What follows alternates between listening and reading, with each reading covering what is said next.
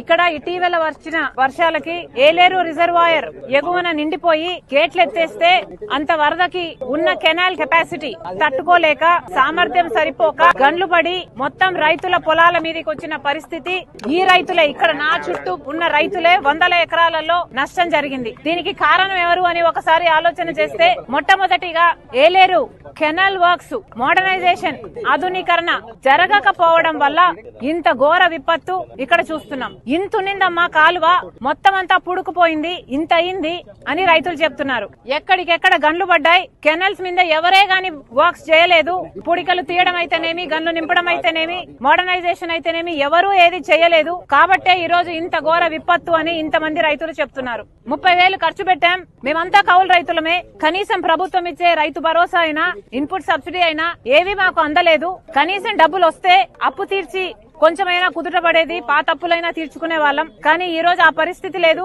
మొత్తం డబ్బు పోయింది. మేమంతా కౌలు రైతులమే, నష్టపరిహారం వచ్చినా రైతుకే వస్తుంది, కౌలు రైతులకైతే ఏమీ రావటం లేదు అని వీళ్ళు వాపోతున్నారు. వీటన్నిటికీ సమాధానం చెప్పాల్సింది ప్రభుత్వమే. అసలు రాజశేఖర్ రెడ్డి గారు ముఖ్యమంత్రిగా ఉన్న రోజుల్లో ఏలేరు రిజర్వాయర్ కింద ఉన్న కెనాల్స్ ని మోడర్నైజేషన్ చేయాలి, ఆధునీకరణ చేయాలి, దానిని ఎక్స్పాండ్ చేయాలి అని రాజశేఖర్ రెడ్డి గారు దానికోసం ఫండ్స్ శాంక్షన్ చేసి శంకుస్థాపన కూడా చేశారు. రైట్ కెనాల్, లెఫ్ట్ కెనాల్ అని పనులు కూడా మొదలు పెట్టారు. కానీ దురదృష్టవశాత్తు రాజశేఖర్ రెడ్డి గారు వెళ్లిపోయిన తర్వాత వచ్చిన ప్రభుత్వాలు ఒక్కటి కూడా పట్టించుకోలేదు. మన రాష్ట్రం 10 ఏళ్ల అయింది ఏర్పడి, కనీసం రాష్ట్రం ఏర్పడ్డాకైనా ఈ చిన్న రైతుల గురించి వీళ్ళ గురించి ఆలోచన చేస్తారు అంటే 5 సంవత్సరాలు చంద్రబాబు గారు ముఖ్యమంత్రిగా ఉన్నారు. తర్వాత 5 సంవత్సరాలు జగన్మోహన్ రెడ్డి గారు ముఖ్యమంత్రిగా ఉన్నారు.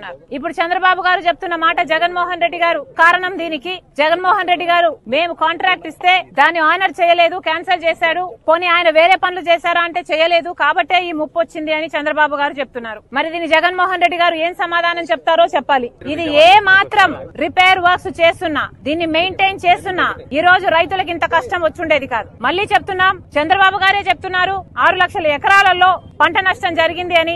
ప్రతి రైతు కనీసం 30,000 రూపాయలు ఖర్చు పెట్టానని చెప్తున్నాడు. నిన్న చంద్రబాబు గారు వచ్చారు, ఇదే జిల్లాకు వచ్చారు, 10,000 రూపాయలు ఇస్తామని చెప్పారు. కానీ చంద్రబాబు గారు 10,000 రూపాయలు సరిపోదంటున్నారు రైతులు. కనీసం 25,000 25,000 ఇయ్యకపోతే మేము కనీసం అప్పులు కూడా తీర్చుకునే పరిస్థితిలో లేము అని చెప్తున్నారు. గత ప్రభుత్వం జగన్మోహన్ రెడ్డి గారు 4,000 కోట్ల రూపాయలు ప్రతి సంవత్సరం రైతుల పంట నష్టపరిహారం కోసం పక్కన పెడతామని చెప్పి రైతుల్ని మోసం చేశారు. మీరు మళ్ళీ అదే చేయకండి. రైతుల్ని ఆదుకుంటామని చెప్పారు, 10,000 ఇస్తామని చెప్పారు. దయచేసి దాన్ని 25,000 చేయకపోతే ఈ కౌలు రైతులు ఖర్చు పెట్టుకున్న రైతులకి ఇవ్వకపోతే వీళ్ళు కోలుకోవడం అసాధ్యం. మళ్ళీ చెప్తున్నాం, చంద్రబాబు గారికి కనీసం 6 లక్షల ఎకరాలలో పంట నష్టం అని మీరే చెప్తున్నారు. ప్రతి ఎకరాకి కనీసం 20,000 25,000 చంద్రబాబు గారు వెంటనే కౌలు రైతు ఏ రైతు అయితే ఖర్చు పెట్టుకున్నాడో ఆ రైతు చేతికి ముట్టేటట్టు యంత్రాంగం చూడాలని చంద్రబాబు గారిని డిమాండ్ చేస్తుంది కాంగ్రెస్ పార్టీ. వెంటనే ఏలేరు కెనాల్ వర్క్స్ కూడా మొదలు పెట్టాలి. ఎలాగైతే బొడమేరు మీద పనులు జరగాల్సిన అవసరం ఉందో ఇట్లా ఏలేరు అయితేనేమి ఇంకా మిగతా పనులు ఎన్నో ఉన్నాయి, ఎన్నో ప్రాజెక్టులు, ఎన్నో కెనాల్ వర్క్స్